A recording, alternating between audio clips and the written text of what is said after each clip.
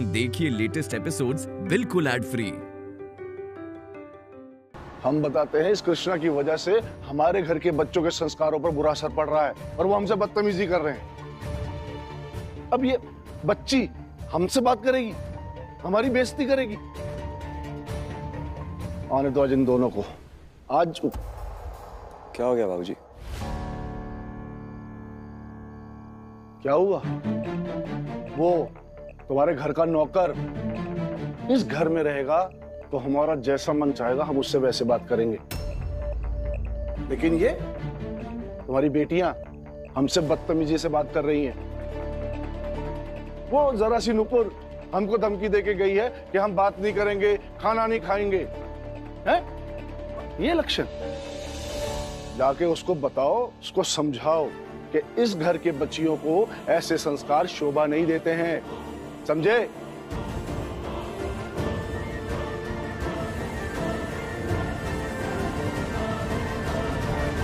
लेकिन हुआ क्या है बाबूजी? बेटा उस समय हम तो घर पर थे नहीं, लेकिन हमने नूपुर से बात की और उसने हमें बताया। देखा कितना सुंदर घर बनाया है। ऐसा घर तो सिर्फ खानदानी लोगों के पास होता है। दादाजी, कृष्णा भैया ने प्रोजेक्ट बनाया, ना कि मैंने या आस्था दीदी ने। चलिए माफी मांगिए कृष्णा भैया से।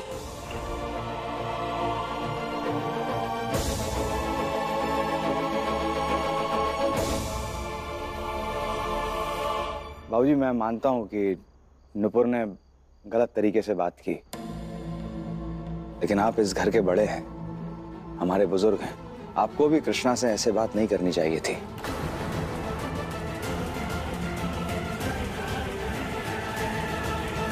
तो भैया नौकर और क्रिमिनल से बात कैसे करनी है, उसका भी कोई तरीका होता है क्या? बिल्कुल होता है। और कृष्णा क्रिमिनल नहीं है, ये बात मैं कोर्ट में बहुत जल्द साबित कर दूंगा। भैया आपको कोई सबूत या गवाह मिला है क्या कृष्णा के लिए? हाँ अरविंद,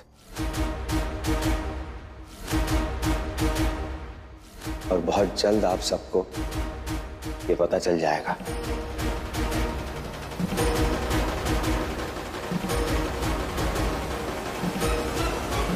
अब मान जाओ ना, इतनी छोटी छोटी बात पर इतना गुस्सा मत करो।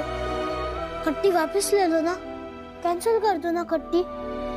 नहीं करूंगी, जब आपको कोई कहेगा मैं ऐसे ही गुस्सा हो जाऊंगी। नुपुर तुम अब बहुत ज्यादा ही कर रही हो। हाँ दीदी, तो ज्यादा करूंगी। जब बाहर दादाजी ऐसे बात कर रहे थे कृष्णा भैया से, तब आपने कृष्णा भैया की साइड क्यों नहीं ली?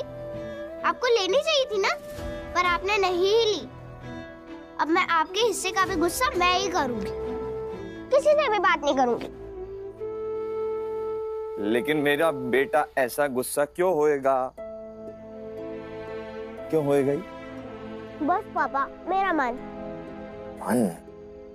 अच्छा, मतलब नुपुर के मन से बात करनी पड़ेगी। मन से बात करनी पड़ेगी। चलिए।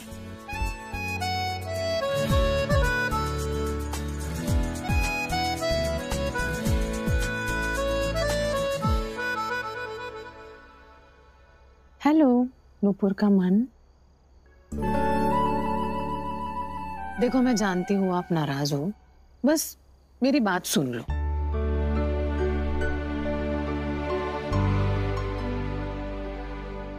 तो आप ना सिर्फ नुपुर की फीलिंग्स को सुनते हो और आप अभी इसीलिए नाराज हो, गुस्सा हो, क्योंकि नुपुर के दादाजी ने और चाची ने उसकी कृष्णा भैया को थोड़ा सा भला बुरा कहा है।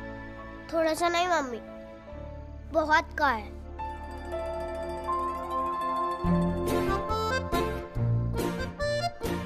उनको ऐसा नहीं कहना चाहिए था, ये तो मैं मानता हूं, लेकिन आपको भी ऐसा नहीं कहना चाहिए था। दादाजी से चाची से जबरदस्ती थोड़ी सॉरी बुलवाते हैं, और सॉरी तो फील करने की चीज है। नहीं तो ऐसे सॉरी बोलने का क्या फायदा? जब तक आप फील करके सॉरी नहीं बोलेंगे और ऐसे ही सॉरी बोल देंगे, तो फिर सॉरी बोलने का कोई फायदा ही नहीं है। फिर तो वो गलती बार बार करेंगे ना। वही तो मम्मा पापा, देखिए ना नुपुर अभी बुआ की जैसी बातें कर रही है। वो क्या कहती है? इशू बनाना। हाँ तो बनाऊंगी ना इशू। मम्मी आप भी कहती हो ना कि बुरी बातों पर बोलना चाहिए।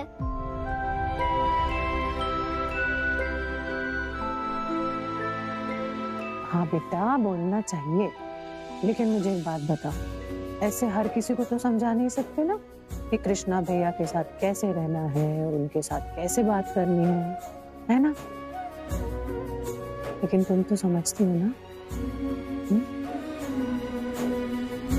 कि तुम कृष्णा भैया से इतना प्यार करो कि दूसरों की भली बुरी बातों से उसे फर्क ही ना पड़े।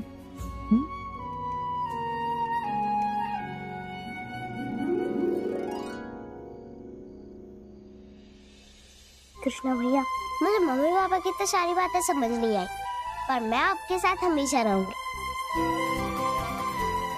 और अब मैं अपना मिल्क भी शेयर करूंगी आपके साथ। और जब बाहर आपको कोई डांटेगा, मैं भी डांट सुन लूंगी। और जब आप माँ की फोटो लेकर रोएंगे, तब मैं भी आपके साथ रो लूंगी। सब कहते हैं कि आप 6 मंथ के लिए आओ, पर मैं आपके साथ पूरी लाइफ यहाँ रहूंगी। एक बात और अब तो मैं भी चाहती हूँ कि आपके पापा जल्दी से मिल जाए। मैं उनको बहुत डांटूंगी, बहुत बुरे हैं वो, कि आप कृष्णा भैया को ऐसे क्यों छोड़कर चल गए। मैं बहुत डांटूंगी उनको। ऐसा कोई करता है क्या?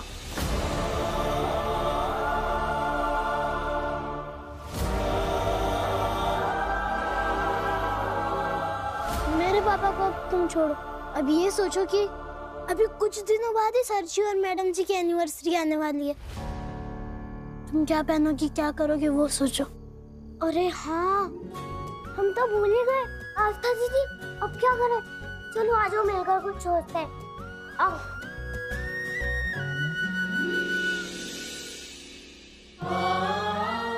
मुझे लगा था कि माँ के बाद मुझे कोई प्यार नहीं करेगा, पर मैं गलत था।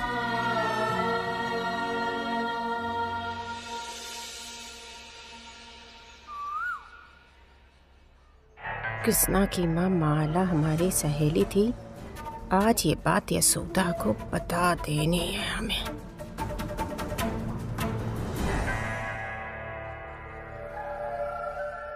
हमारा मुंह बंद कराकर तुम्हें लग रहा है कि तुम जीत गए?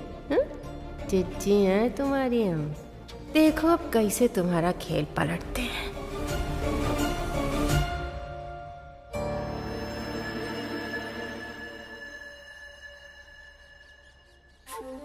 ऐसा नहीं लगना चाहिए कि हम बस यही बात बताने आए हैं।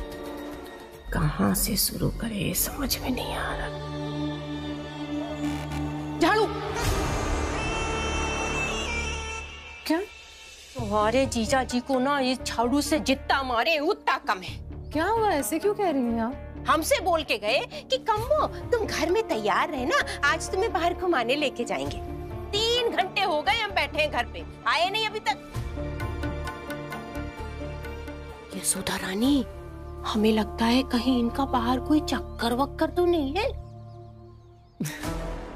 जीजी कैसी बात कर रही है आप? हाँ, सब जानते हैं जीजा जी आपसे कितना प्यार करते हैं। बिजी होंगे कहीं, अब इतनी सी बात को लेकर शक करेंगे आप उन पर? अरे यशोदा रानी, तुम समझती नहीं हो, सारे मर्द एक ही जैसे होते हैं।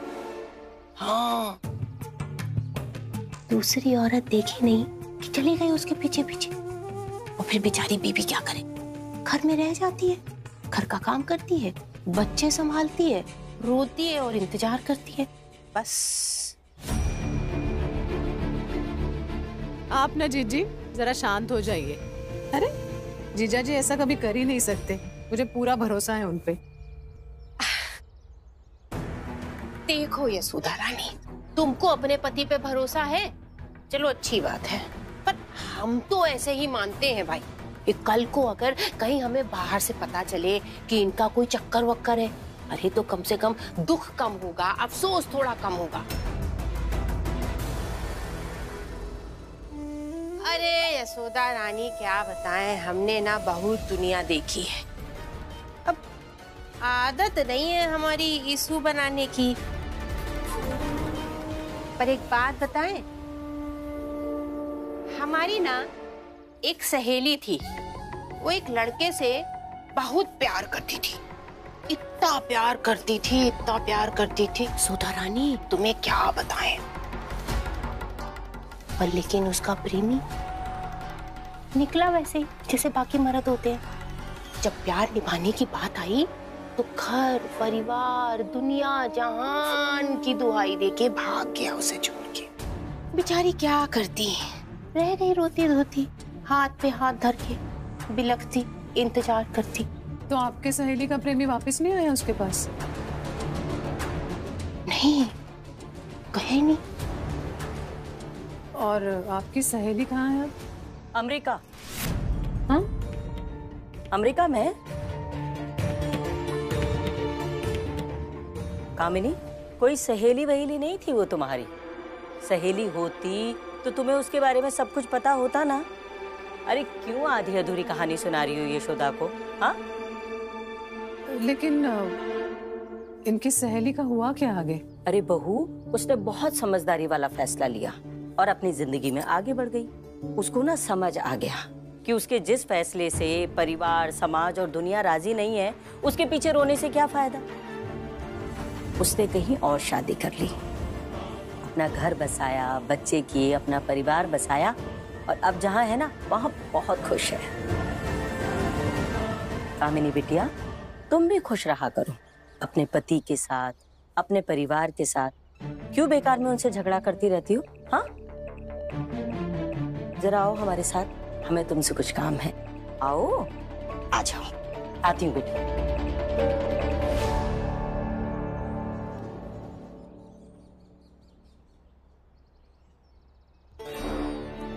दुनिया में सारे मर्द एक जैसे नहीं होते। अशोक जी तो कितने अच्छे हैं और मुझे यकीन है कि दुनिया में अशोक जी जैसे और भी मर्द होंगे।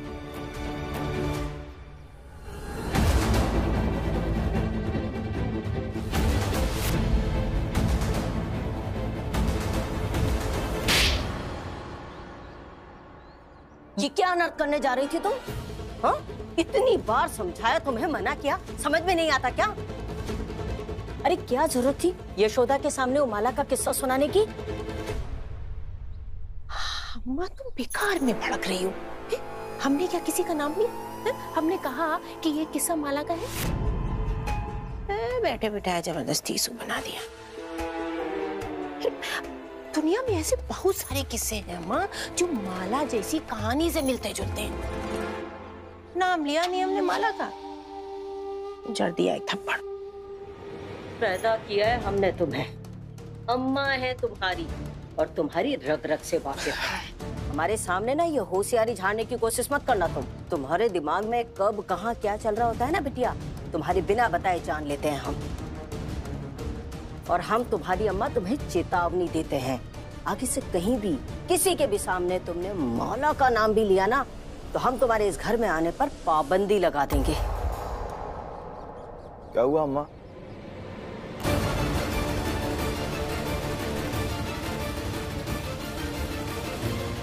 अगर अम्मा ने इसे बता दिया कि हम यशोदा के सामने माला का जिक्र करने वाले थे तो ये आज हमें छोड़ेगा नहीं। किस बात की पाबंदी लगा रही हैं आप जिज्जी पे? अब क्या किया इन्होंने? बेटा वो भाई अम्मा कह रही है ना कि हाँ तुम्हारी शादी की सालगिरह में हम अच्छी वाली साड़ी पहन के नहीं आएंगे ना तो ये घर में आने पर पाबंदी लगा देंगी। हाँ तो सही तो कह रही हैं। अरे यार अम्मा इतनी मेहनत से तैयारी कर रहे हैं, प्लान कर रहे हैं, कोई ऐसे मुंह उठा के नहीं आएगा। पहले मतलब सब लोग बढ़िया तैयार हो के टिपटाप बन के आओ। और सुनो हमारे पास काम बहुत है, सबको काम हम बता देंगे। बाहर चलो एक साथ, बार बार हम नहीं बता पाएंगे। चलो। अरे कहाँ है सब लोग? अरे यहाँ भाई, भाभी, महुआ। क्या हुआ? अरे नीचे आओगे कि यहीं से बता दे सब? अरे भैया भाभी की एनिवर्सरी की पार्टी, सबको काम बता रहे, तुमको भी बताते। नीचे आओ, आओ तो। आ रहे हैं। भाभी को बुला के लाते हैं। छोड़ना है पार्टी वार्टी। मैंने और यशोदा जी ने मना किया है ना इतना खर्चा करने के लिए। अरे भैया कहाँ खर्चा? 1000 से 1 लाख के बीच का खर्चा है भैया, आपकी एनिवर्सरी है तो बनता है भैया कुछ भी। अरे बाबूजी अच्छा हुआ आप आए। अरे बैठिए तो भैया, आप भी बैठिए भैया, बैठिए। अरे भाभी अच्छा हुआ आप आ गई, बैठिए बैठिए बैठिए बैठिए बैठिए बैठिए। एनिवर्सरी की पार्टी के लिए ना हमने सबके लिए काम सोच के रखे हैं, किसको क्या काम करना है हम बताएंगे। सुनिए, बहुत बड़ी लिस्ट है भैया की तो सुनिए। अम्मा से शुरू करते हैं। अम्मा हम बताते क्या करना है। देखिए मास्टरनी, लाख रुपए खर्चा हो रहा है। तो लाख रुपए में 30,000 तुम्हारे लगे हैं। मतलब हमने कोई पैसे नहीं दिए हैं जिज्जी। तुमने नहीं दिए, तुम्हारे पति ने दिए। पार्टी के लिए 30,000 रुपए अम्मा को देते हुए हमने अपनी आंखों से देखा है अरविंद को। अरविंद ने पैसे दिए? उसने बताया नहीं हमें। भी बात करते हैं इनसे। नहीं रुको, कहाँ जा रही हो? तुम्हें क्या लगता है अरविंद ने सोच रखा होगा कि जब महुआ हमसे पूछेगी तो हम क्या जवाब देंगे? देखो आदत नहीं है हमारी येसु बनाने की, पर अपने तजुर्बे से तुम्हें हम बता रहे हैं, जब ऐसी डाउट वाली सिचुएशन आती है ना तो सामने वाला जवाब जो है सोच के रखता है। तुम तो ना कुछ पूछो नहीं, करो। पर क्या करेंगे जिज्जी? फोन करो। किसे? वो है ना डॉक्टर गायत्री। तू वहां खड़ा खड़ा क्या कर रहा है? चल अपना काम कर। Car EMI 10,000, ration. इस महीने 1.25 से 1.5 लाख का खर्चा हो जाएगा। 90,000 तो EMI में ही जा रहे हैं।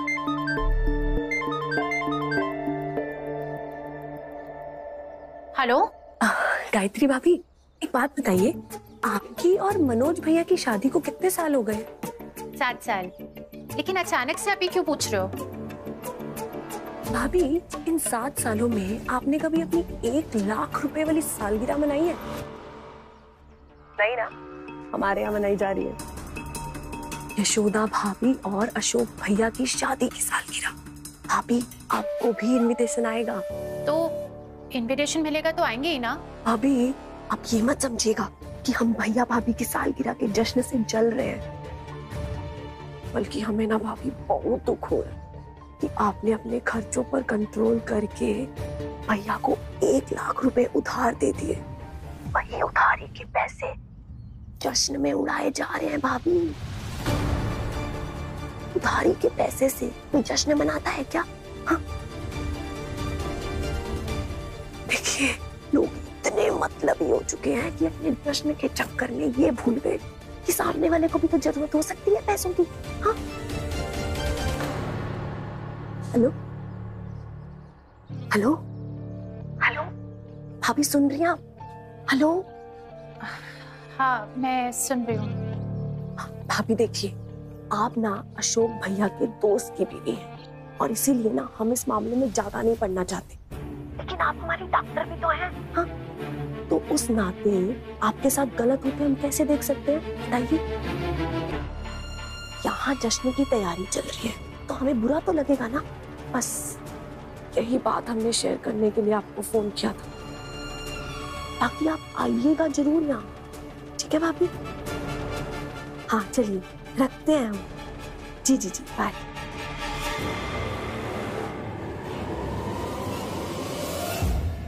पूरी लिस्ट हो गई तैयार। ये आप देखना, ये अरेंजमेंट हो गया ना, पूरा मोहल्ला कैसे आंखें फाड़ के देखेगा। अच्छा, कुछ छूट तो नहीं गया ना, कुछ रह तो नहीं गया ना किसी का? नहीं, एक चीज रह गई है। हम आते हैं अभी। अरे तुम आओ ना इधर, देखो ना कुछ सोचा हमने, जल्दी आओ। भैया भाभी, वो हमने ना ये हम लोगों ने सोचा है मिलके कपल डांस करेंगे, तो वो तोता मैना वाले गाने पे। और कुछ देखना यशोदा रानी, जितना हम गायत्री को जानते हैं ना, तो उस पर इन बातों का असर जरूर होगा। अब बनेगा इसमें। बहू, परसों अपनी एनिवर्सरी की पार्टी में ना ये वाला हार पहनना, बहुत सुंदर लगोगी तुम।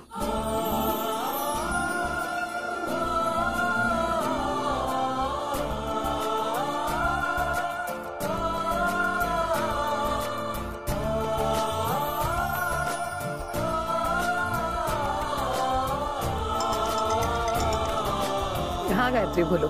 यशोदा जरा घर वालों से साइड में आके बात करो, मुझे कुछ जरूरी बात करनी है तुमसे। हाँ 1 मिनट आती हूँ। हाँ गायत्री बोलो। यहाँ मैं 1-1 रुपए के लिए परेशान हो रही हूँ और वहां तुम लोग 1 लाख की एनिवर्सरी पार्टी कर रहे हो। क्या कह रही हो तुम? ज्यादा अनजान बनने की कोशिश मत करो यशोदा, तुम तो बहुत तेज निकली। मुझे तो लगता है कि तुम और अशोक भैया मिलके मेरे पति को यूज कर रहे हो। क्या? ये कैसी बात कर रही हो गायत्री तुम? सही कह रही हो। कृष्णा को गोद लेना होता तो तुम लोगों को हमारी याद आती है। अशोक भैया को अगर किसी से पैसे उधार लेने घर पे झूठ बोलकर तो उनको मेरे पति की याद आती है। तुम लोगों को तभी क्यों याद आती है जब किसी बात की जरूरत होती है। यहाँ पर मैं 1-1 रुपए के लिए परेशान हो रही हूँ और वहाँ पे तुम उधार के पैसों से एनिवर्सरी पार्टी कर रहे हो। तुम ही बोलो मैं क्या कहूँ। देखो गायत्री, मुझे कुछ नहीं देखना और मुझे कुछ भी नहीं सुनना है यशोदा। देखो यशोदा, मनोज ने अशोक भैया की मदद की थी उनकी मजबूरी समझकर, मगर मुझसे अब 1-1 रुपए की तकलीफ नहीं झेली जाएगी, इसलिए मुझे मेरे 1 लाख रुपए वापस चाहिए और वो भी पार्टी से पहले।